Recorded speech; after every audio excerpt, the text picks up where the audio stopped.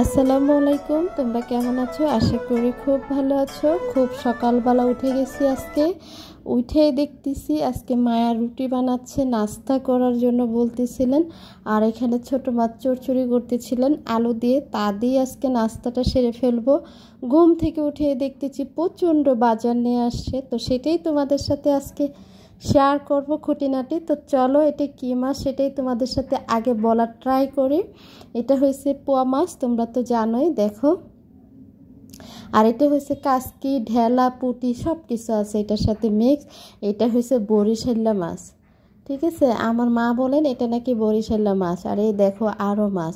ঘুম থেকে উঠে দেখতেছি মাছ নিয়ে আসছে ছোট ভাই, আর খুব সকালে বাজারে চলে গেছে। আর এখানে দেখো আমার মার পছন্দের খাবার হয়েছে চিংড়ি মাছ। এই যে দেখো, মাছের ভিত্তি প্রিয় আর কি। তো যাই হোক, আমরা তোমাদের সাথে এই যে সবগুলা মাছ শেয়ার করার ট্রাই করলাম। জানি না কে কোথা থেকে আমার ব্লগগুলো দেখো, একটু ধৈর্য সহকারে দেখে যাবা। আর এই দেখো আমার মাছ কাটা স্টার্ট হয়ে গেল, একদম আস্তে আস্তে করে রাখলাম। দেখো পোয়া মাছ দিয়ে শুরু করলাম। তো যাই হোক, আমি কাটা নিয়ে ব্যস্ত, শুধু একটা রুটি খেয়েছিলাম। আর ছোট মাছ চড়চড়ি দিয়ে আলু দিয়েছে অবশ্যই। তো যাই হোক, সবসময় তো আলু ভাজি দিয়েই নাস্তা করি, আর মা বলতেছে যে সবসময় তো আলু ভাজি দিয়ে নাস্তা করো, আজকে মাছের চড়চড়ি দিয়ে নাস্তা করো। তো যাই হোক, নাস্তা করা শেষ, আর এদিক দিয়ে তো কাজে লেগেই গেলাম। আর আমি মাছ কুটে দিচ্ছি, আর মা এখান দিয়ে ধুয়ে নিতেছে। দেখো, তো এই অল্প অল্প করে মাছ আমি কেটে কেটে রাখতেছিলাম, আর মা খুব সুন্দর করে ধুয়ে নিতেছিলেন, কারণ মা বেশিক্ষণ বসে থাকতে পারে না। তো যাই হোক, আমি মাকে একটু হেল্প করতেছিলাম। তো আমার মাছ কাটা শেষ হয়ে গেছে, মা ধুয়ে দিচ্ছে, আর আমি চলে আসছি ফ্রিজে রাখার জন্য। কারণ ফ্রিজে অল্প অল্প করে মাছ আইনা রাখতে হবে, কারণ একদম ফ্রিজটা আমাদের খালি।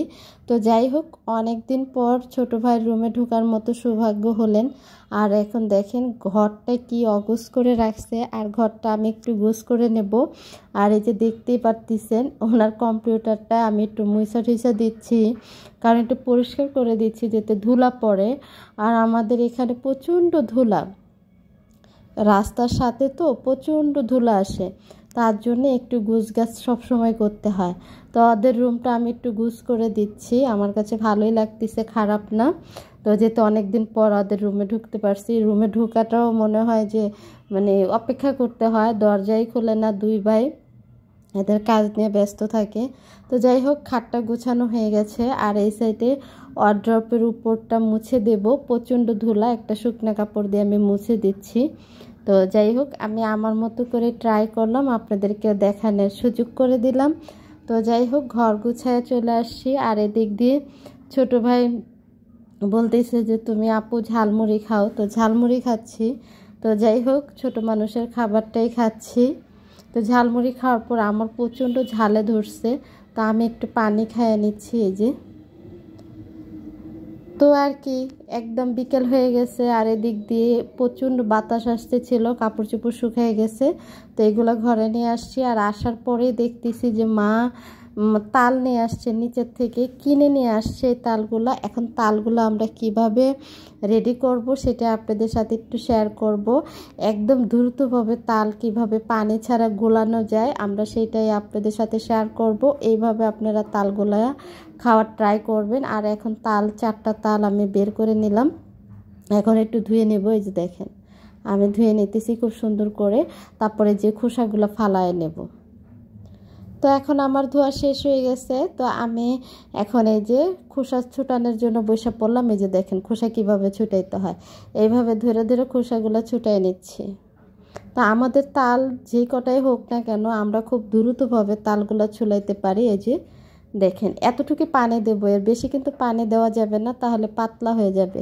তো যাই হোক, মা এদিক দিয়ে যে দেখেন কিভাবে ঘুষা ঘুষা একদম ঘন করতেছি, যেতে অনেক পাতলা হলে জাল দিতে দিতে দিতে দিতে তারপরে ঘন হয়। তো আমরা একবারে ঘন করেই তালটা আউটায় নিচ্ছি। দেখেন, এই যে আমাদের তাল গোলানো শেষ হয়ে গেছে। এখন এটা ভিতরে নারকেল দেব, দুধ দেব, তারপরে এটাকে আমরা খাওয়ার উপযুক্ত করব। যখন আবার খাবো আপনাদের সাথে শেয়ার করব। তো আজকের ব্লগটা এই পর্যন্তই ছিল। তো টাটা, সবাই ভালো থাকবেন।